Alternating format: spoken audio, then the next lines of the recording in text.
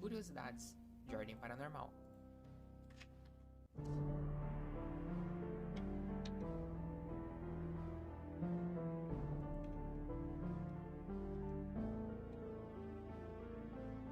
Você sabia que o Arthur era pra ser uma participação especial? Sim. E foi? Ué, eu avisei que aqui eram só os mais conhecidos, né? Não vem falar que eu não avisei. Mas, de fato, o Arthur era pra aparecer só no episódio 3 de O Segredo na Floresta e talvez no quarto. Acontece que abriu uma vaga aí na equipe E depois do terceiro episódio, né? E acontece que o Arthur acabou por lutar contra uma aranha gigante, né? Que civis normalmente não fazem. E se saiu muito bem até. Digamos que a equipe E meio que viu ali o potencial no meninão e decidiu... E foi a merda da vida dele, foi a desgraça. Depois que o Chris foi de berço. Mal sabiam eles que essa decisão de última hora de incluir esse carinha com 8 de vida na equipe resultaria nisso aqui. E nisso aqui. Chegou a hora de você se tornar um agente da ordem e derrotar os seus próprios monstros. Livro oficial de regras. E nisso aí também. Isso é ordem paranormal, meus amigos. Tá bom, mas e o Dante pra ser um padre? Essa também é das mais conhecidas do mundo inteiro. Na verdade, virou até meme, de tanto que as pessoas ficavam falando isso. Ficou extremamente conhecido e as pessoas continuavam falando sobre, então virou meme, inclusive. Não sei como, porquê, da onde tiraram isso, como ia funcionar isso. Só sei que era pra ser, mas foi uma ideia descartada pelo Hakim e pelo Selbit. Acontece que o Hakim gostou tanto do design Dante padre que ele resolveu manter. Então não. Tá bom. O Dante realmente parecer muito um padre, porque era pra ele ser. Acontece que o Hakim largou a ideia, mas decidiu deixar o design assim, porque ficou muito da hora. Inclusive, foi o Dante que matou o Impape, né? Que era o Padre Ronaldo, né? Então, olha só. Padre matando o padre, velho. Realmente, a ironia do destino é uma divina. It's time to stop! It's time to stop, okay? No more! Cinerária. Um dos momentos mais lendários de toda Ordem Paranormal. Mas vem cá. Você sabe o que é uma cinerária? Uma cinerária. A coisa cinerária. Você sabe o que é isso? Provavelmente sim, até porque a gente tá na primeira camada, mas... Porque eu não sei o que é uma funerária. Flor. É essa flor aí que você tá vendo. Na verdade, todos os rituais do Kaiser têm nomes de flor. No caso, acácia, dandelion e cinerária. O Kaiser dava o nome dos rituais dele como flores, porque a mãe dele sempre presenteava ele com flores quando ele fazia algo legal. Um dia ele perguntou pra ela por que ela fazia isso, e ela simplesmente respondeu que um dia ele ia sentir falta de ser presenteado com flores.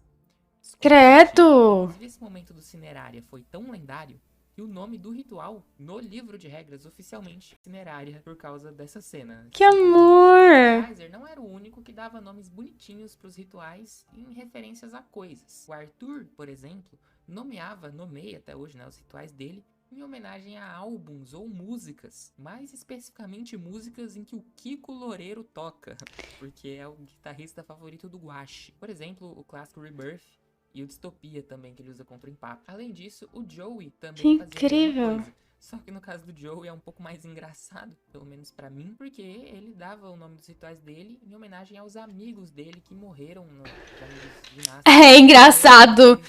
Os amigos dele que morreram. Thiago pela Liz. Tem até uma HQ não canônica do Orangiro sobre isso. Os três amigos do Joey eram o Matteo, o Rodolfo e o Taka. Se eu não me engano, o Taka não chegou a ter ritual com o nome dele, mas o Matteo e o Rodolfo tiveram. E era simplesmente hilário pra mim. O Joey ia lá usar um ritual e metia um Rodolfo. Intancável essa porra, velho. Ah, mano, tadinho. Para. Como eu disse, ele tinha esses três amigos, Matteo, Rodolfo e Taka, e que eram de três nacionalidades diferentes. O Rodolfo sendo brasileiro, o Matteo sendo italiano e o Taka sendo japonês. Pra simbolizar isso, esse laço que ele tinha com esses amigos, o Joey usava uma pulseira que tinha uma bandeira do Brasil, do Japão e da Itália. Coincidentemente, acabou acontecendo que a vida do Joey meio que passou bastante por esses três países durante o RPG. Muito foda. No Japão, teve sua primeira missão no Brasil e a sua última na Itália. Inclusive, você com certeza conhece as últimas palavras do Joey, né? Domo ou arimasu. Mas você já reparou que na famosa cutscene de Domo ou arimasu, essa frase pisca rapidinho em italiano e em português? Provavelmente se você prestou um pouquinho mais de atenção na hora você notou. Mas eu mesmo demorei bastante pra perceber isso por algum motivo. Simplesmente o pior Joe Stan do universo. E pra finalizar com chave de ouro essa primeira camada, ainda falando sobre o Joey, alerta de gatilho agora, tá? Conteúdo sensível aí, você que é muito frágil e tal. Conteúdo pesado agora, hein?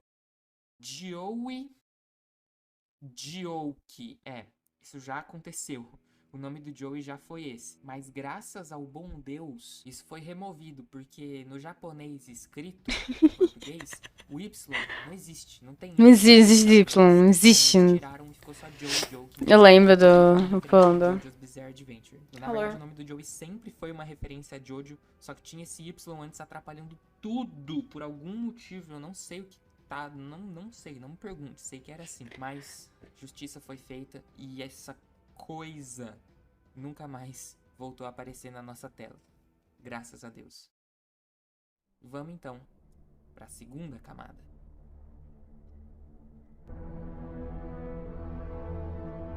Música tenebrosa, música tenebrosa. Deixa eu ver como arte aqui.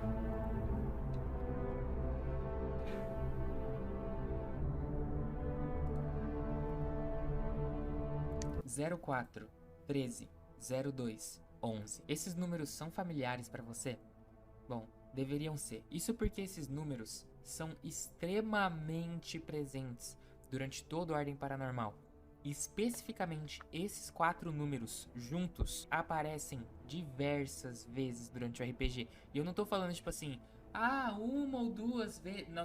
Tipo, o tempo Muitas todo, vezes. direto. Olha só, a lista das aparições é grande. Então, provavelmente eu não vou conseguir lembrar todas, mas aqui vai alguns exemplos que eu consegui pensar. A Beatriz, a Liz, o Thiago e o Daniel receberam as mensagens das suas primeiras missões às 4h13 da manhã. A senha da entrada do refrigerador falso da base da ordem é 0413. O espreitador se manifestava às 2h11 da manhã. 11/2/2009 é a data do incêndio do orfanato. O seu Eusébio, no episódio 0 de Calamidade, escutava fala- o número 0413 no rádio. 11/11, eles encontraram o corpo de Rafael Montes lá em Carpazinha. 13/11, o Virgulino morreu. 11/3 foi o sumiço da equipe Kelvin. 11/2 foi o começo da utilização de espirais no projeto Santo Berço. 11/4, a equipe E chega em Carpazinha. 0413-0211 é a senha do cofre que o Arnaldo deixou os documentos em relação às relíquias lá na Mansão Leão. Nossa. O PD, ou seja, o nível de desafio do anfitrião no livro de regras é 0413. Os 4 números que davam acesso ao terminal do anfitrião lá no episódio 7 de Desconjuração eram 0413-0211. Eu gosto muito dessas coincidências que elas são mais numéricas, que elas se mantêm. É uma coisa que, sei lá, pra mim é uma coisa que é muito interessante. É muito... não sei explicar. Enfim, acho que deu pra entender que esses números estão em todo fodendo lugar nesse RPG. Veríssimo, o que são esses números? Por que esses números? Amigão, não sei. Esse é um dos mistérios aí que até hoje existem em Ordem Paranormal. Honestamente, eu não acho que vai ser nada demais. Eu acho que é só uma coisa que tá aí por algum motivo. O aniversário do Selbit é 11/2, né? 11 de fevereiro. Talvez, sei lá, 4/13 é a hora que ele nasceu. Não sei. E aí é por isso que esses números estão... Pode ser, mas essas coincidências... Cara, eu não sei. Eu acho que ele pode fazer... Eu acho que no começo era coincidência e depois ele pode fazer alguma coisa com isso, sabe? Mas... Legal sobre isso. Eu acho que alguma hora foi coincidência. Esse assunto desses números é muito fascinante pra mim. Sim, concordo. Você sabe o que a Eva Van Gloss e o Johnny Tabasco têm em comum? Ambos eram do orfanato Santa Menefreda. Pois é. Só que por serem bem mais velhos, eles obviamente eram Saíram da antes. mais antiga do orfanato. É. Por isso eles acabaram não tendo nada a ver com toda a merda que aconteceu lá. Quer dizer, Pena que... já vou chegar lá. Mas- Pena que, assim, chegaram ao meu ponto, né? Dois fudidos. Assim, eu adoro que o Paranormal os caras são fudidos, eles conhecem o Paranormal, acabou. Você conhece o Paranormal, você ouve com ele, acabou pra você. Acabou pra você. Acabou pra você. Acabou. Lido diretamente com todos os escândalos que o orfanato acabou se metendo e todas as consequências desses escândalos. a gente costuma não lembrar muito que eles eram de lá, até porque é citado, tipo, uma vez só pra cada um deles. No caso da Eva, foi citado uma vez, no finalzinho de Desconjuração. O Johnny foi citado só no final do episódio 7, né? Que é, inclusive, por causa do Johnny que a Eren e o Fernando encontram o orfanato em primeiro lugar, né? Porque ele passa a localização do orfanato pra eles. Era só isso mesmo, na real. É verdade, né? Muita Esqueci. gente não lembra, né, que eles eram do orfanato, porque... Enfim, não foi... tá bom, pode... Pode, é. Tudo bem, é.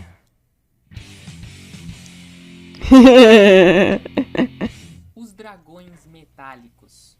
Uma banda de rock que viaja o Brasil inteiro fazendo shows e aproveita pra caçar e matar criaturas paranormais no caminho. Eles faziam isso há mais de 20 anos e eram uma das equipes mais fortes e experientes da Ordem inteira, até eles serem brutalmente assassinados no episódio 7 de Calamidade, curiosamente por um fã, o Gal, que acompanha a banda desde 2006, pelo menos, que é quando a gente vê ele usando uma camisa dos Dragões Metálicos na foto que é tirada no orfanato, nesse mesmo ano. Isso provavelmente é meio óbvio, mas os Dragões Metálicos são uma grande referência à Metallica, que é uma banda que o Céu... Mano, imagina que triste você matar as pessoas que tu gosta.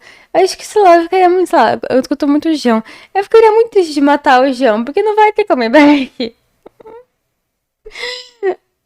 Sei como pesa, mas eu fiquei triste por ele por ele ter matado as pessoas, matado, tipo, a banda que ele gostava. Mas eu acho que eu ficaria muito triste ter que enfrentar a banda que eu gosto. Ai, eu tenho que enfrentar a banda que eu gosto, não vai ter mais música deles. Eu deixaria eles vivos pra fazerem mais músicas. Ela ficou muito triste, tadinho. Eu imagino, mano. Como é desfocou? Sei lá. Mano, é muito triste isso. amo muito. Inclusive, o próprio tema dos Dragões Metálicos que tá tocando agora é uma releitura de Master of Puppets, de acordo com o próprio Júlio Victor, se utilizando de alguns dos clichês que o Metallica adora colocar nas músicas. Mas as referências não param por aí. Os nomes de alguns dos integrantes dos Dragões Metálicos são muito parecidos com os nomes dos integrantes do próprio Metallica, como Roberto Lutrijo, inspirado em Robert Trujillo, e Kurt Hames, inspirado em Kirk. Não só isso, mas vários dos golpes, várias das técnicas que os Dragões Metálicos utilizam são referências a músicas do Metallica. Aqui vai alguns exemplos. Kurt Hames tem duas habilidades, chamadas Procurar e Destruir e Justiça para Todos, que são referências às músicas Seek and Destroy e Justice for All. Todos os outros têm isso. Não vou falar de todos porque são várias habilidades, mas deu pra entender já, eu acho. E as referências da Metallica vão tão longe que é até citado por um dos membros da banda que eles já tiveram outro baixista que morreu há muito tempo atrás, exatamente como Metallica já teve um baixista que morreu e outro entrou no lugar dele na banda. Agora, outras coisas que não necessariamente tem a ver com Metallica, mas que também são legais sobre os dragões, são, por exemplo, o colar que o Leandro utilizava, que foi o primeiro presente que ele recebeu de um fã, ou a bandoleira do rifle do Kurt, que é a mesma bandoleira que ele usa na guitarra. Olha que foda esses caras, mano. Esses caras são muito Muito da hora. tristezas até hoje foi a morte desses brother, mano. Os dragões eram facilmente uma das equipes mais legais de todo o Ordem. Tomara que eles estejam fazendo altos shows de rock foda onde quer que eles estejam. Bora um pouquinho mais fundo, porque chegou a hora da terceira camada.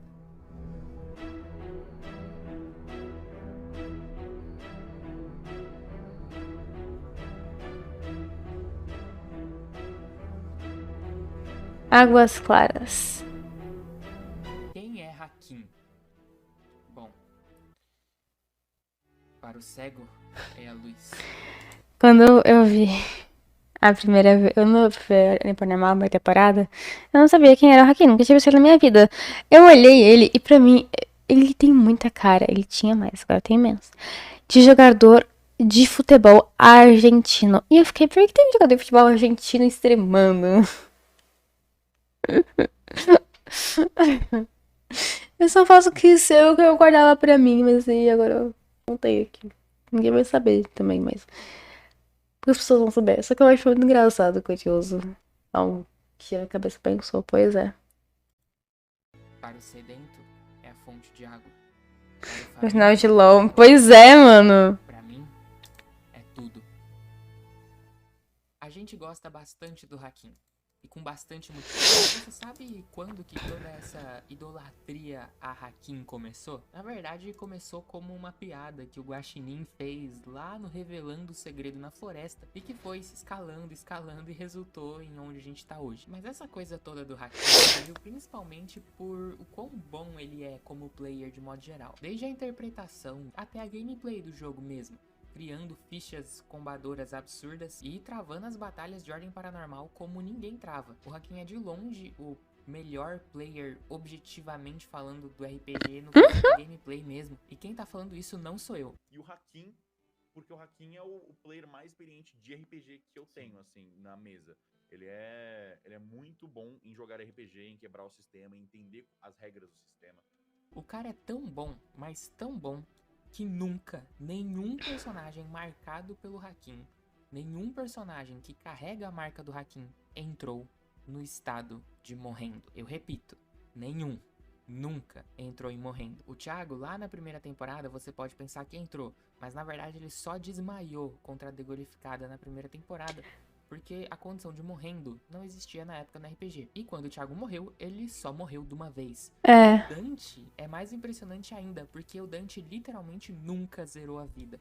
Nunca a vida do Dante chegou a zero. O cara nunca passou uma rodada sequer morrendo. E se eu não me engano, ele nunca chegou nem perto. Tipo, a vida dele sempre tá ou na metade ou cheia. Quanto ao Remus, ele simplesmente evaporou. O Arnaldo virou anfitrião. E antes que você fale do Vanderlei, que entrou em Morrendo de Segredo na Ilha, o Vanderlei não é um marcado confirmado do Hakim ainda. Pode ser que ele seja daqui a pouco e essa curiosidade inteira caia por água abaixo em uma semana. Mas de qualquer Mas jeito, acontece. é impressionante que o Dante, pelo menos, nunca entrou em Morrendo, nunca chegou nem Sim. perto, considerando que ele é um dos personagens que mais tem tempo de tela em Ordem Paranormal. O cara é simplesmente muito bom, mano.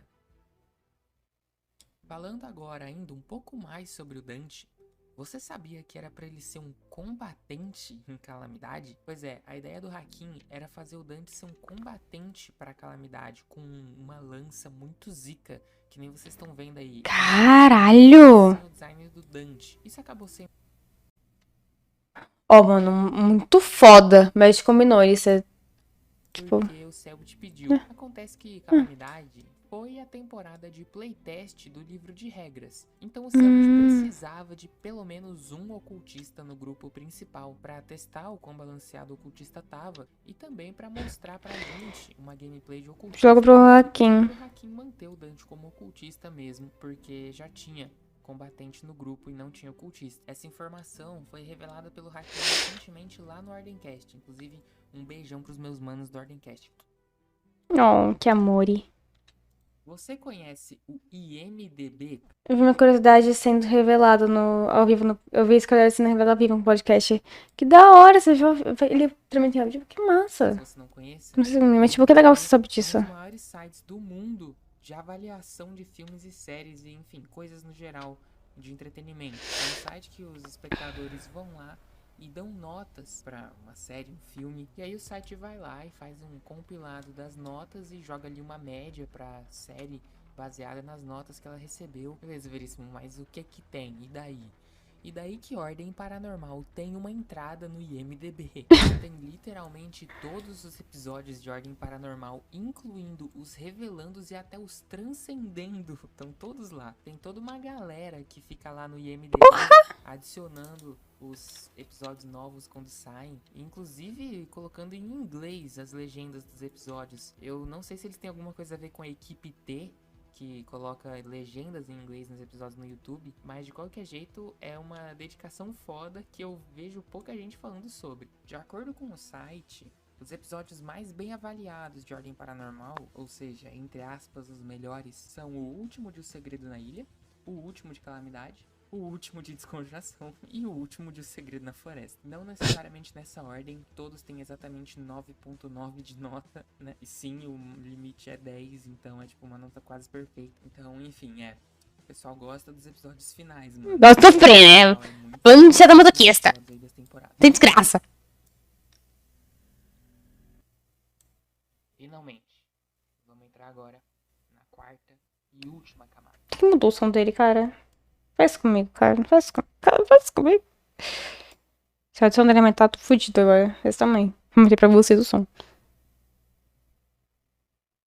sanatório de Carpazinha era um lugar estranho. Sendo a primeira dungeon de O Segredo na Floresta, lá os agentes encontraram muitas coisas interessantes, mas também muitas coisas que até hoje nunca foram explicadas. O exemplo mais conhecido de todos é o da Lurdete e da Aninha, uma mãe e sua filha que saíram para andar nas montanhas, encontraram uma caverna. Você queria ficar na ilha? Jeito, se conectaram ao símbolo do Santo Berço, sendo que na época o Santo Berço estava longe de ser criado ali em Carpazinha com aquele símbolo específico, mas de alguma forma, quase 100 anos antes, Lurdete e Aninha já tinham encontrado e se conectado com o símbolo daquele mesmo Santo Tadinhos. Berço. Bom, isso todo mundo sabe.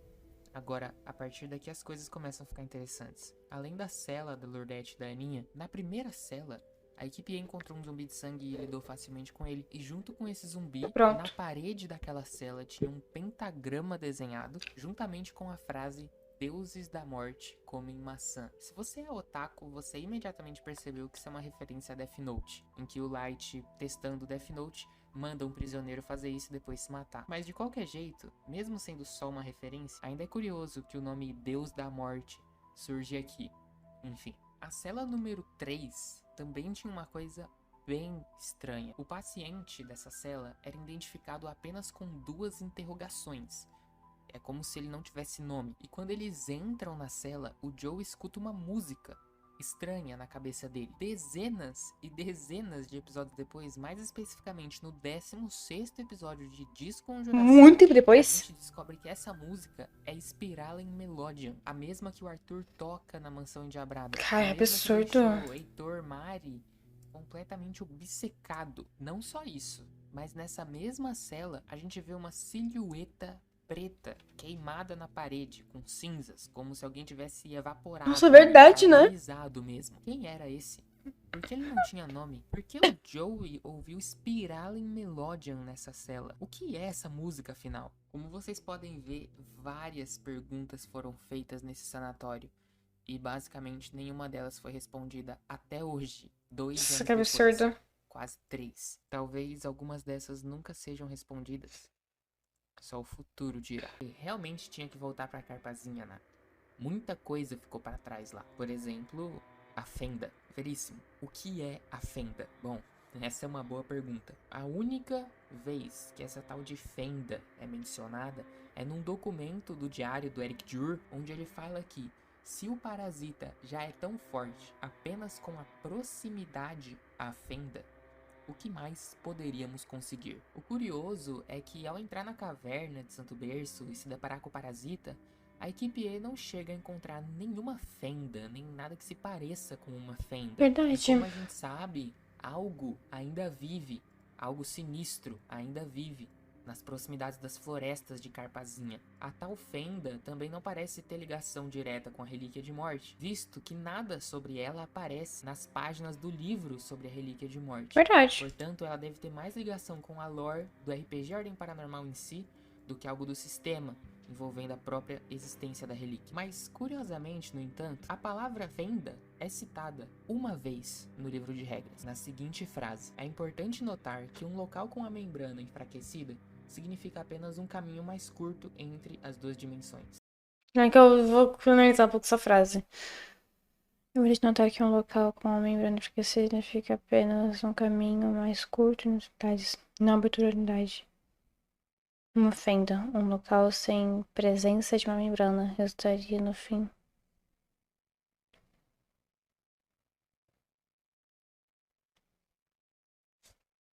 Portal pros cabreiros. Não uma abertura na realidade.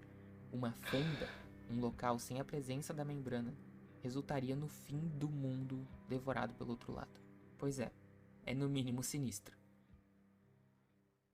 Você se lembra dos eventos que aconteceram na Ordo Calamitas entre os episódios 5 e 6 de Calamidade? Desde Não a vi. invasão da Relíquia de Morte, até o Anfitro, até os Jogos do Anfitrião e o Kian aparecendo. Se eu te perguntasse quando, em que ano da linha do tempo de Ordem Paranormal esses eventos se passaram, quando eles aconteceram, você se lembra? Bom, se você respondeu 67 depois de Cristo, parabéns, você tá certo. E se você respondeu 2021, parabéns, você também tá certo. Faz sentido. Sim, veríssimo. Como o exato mesmo acontecimento pode existir em dois lugares diferentes do tempo? Com um pouco de caos, meus amigos, tudo é possível. Então, caso você não saiba, deixa eu te explicar exatamente o que aconteceu na Ordem Calamitas em 67 O caos depois faz de Cristo tudo. e em 2021. Assim, eu acho que eu tô certo, né? Seria muito engraçado se eu tivesse completamente errado, falando nada com nada.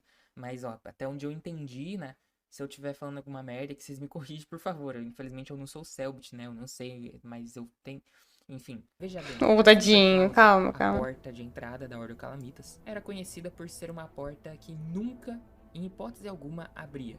E ninguém, nem mesmo a Máscara do Desespero, a magistrada, sabia o que tinha ou o que aconteceu do outro lado da Semper Clausa. Nem mesmo o Kian sabia. Por que isso? Bom, ao entrar nas ruínas da Ordem Calamitas, os nossos jogadores voltam no tempo, aparentemente. Entrando nos corpos dos antigos marcados da Ordem Calamitas, vendo as coisas da visão dos marcados da Ordem Calamitas e controlando eles. O que as pessoas costumam achar é que ali eles descobriram da visão dos marcados o que aconteceu na Ordem Calamitas. Mas na verdade não, eles não descobriram o que aconteceu, eles criaram o que aconteceu. Antes daquele momento, no ano de 2021, nada havia acontecido na Ordem Calamitas. E é por isso que a Máscara do Desespero, a magistrada, não sabia o que tinha acontecido.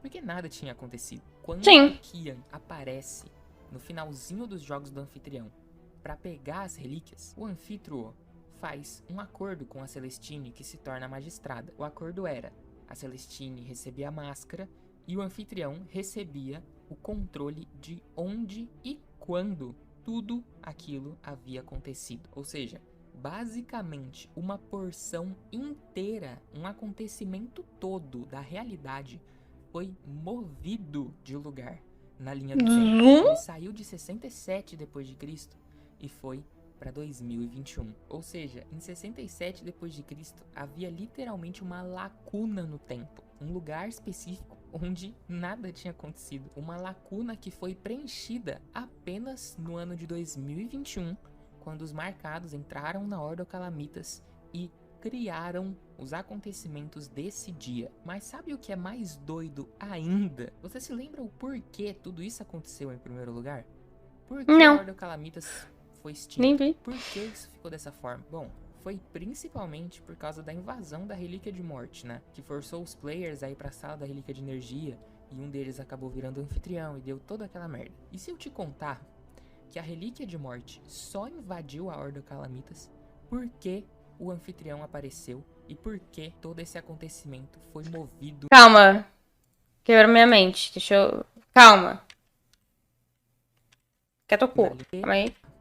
Que a Relíquia de Morte foi extinta. Por que isso ficou dessa forma? Bom, foi principalmente por causa da invasão da Relíquia de Morte, né? Que forçou os players a ir pra sala da Relíquia de Energia, e um deles acabou virando anfitrião e deu toda aquela merda. E se eu te contar que a Relíquia de Morte só invadiu a Ordem Calamitas porque o anfitrião apareceu e porque todo esse Morte já tem aquele rolê, né? movido na linha temporal. Isso porque, de acordo com o próprio Selbit, o elemento morte não É! quando a linha temporal é quebrada. E esse negócio de viagem no tempo, assim, não é muito o que a morte... Os acontecimentos da Ordem Calamitas em 67 depois de Cristo só foram movidos para 2021 porque a morte invadiu a Ordem Calamitas. E a morte só invadiu a Ordem Calamitas porque os acontecimentos de 67 depois de Cristo foram para 2021. Resumindo, é um paradoxo. Para deixar em um formato Um que causa mais outro. fácil, talvez, de entender, é como se eu conhecesse minha esposa e tivesse um filho. E aí, anos depois, esse filho voltasse no tempo e fizesse com que eu conhecesse minha esposa. Nesse cenário, eu só tive um filho porque eu conheci minha esposa em primeiro lugar. Mas ao mesmo tempo, eu só conheci minha esposa porque, em primeiro lugar, eu tive um filho. Afinal, o que depende do Mas quê? esse é um paradoxo, parece é um paradoxo completo. Porque, tipo, tem paradoxos que não fazem sentido. Tipo, se o filho dele voltasse e matasse ele não existiria. Porque pra ele matar o pai dele, no passado, antes de ser pai dele, ele teria que existir. Só que se o pai dele não teve ele não existe. Então, como ele matar o pai dele? Mas nossa, esses são paradoxos que me deixaram satisfeita. Porque eles são completos. o porquê aconteceu por conta disso, e isso aconteceu por conta disso, e um elemento complementa o outro, e por isso que eles acontecem. Satisfatório, satisfatório. Já ia estar aprendendo no gosto da live. Enfim. Antes, o que aconteceu antes? Em Calamidade, aconteceu basicamente a mesma coisa em uma super mega escala. Nesse caso, o filho também não existiria. Sim, mas tô falando, tipo, a viagem no tempo dele é possível, só que a essência dele não. Se ele matasse o pai dele, ao momento que ele matasse o pai dele, a essência dele não existiria mais. Ele voltou no tempo, então a existência dele é permitida, digamos assim. Só quando você mata, quando você não consegue mais existir.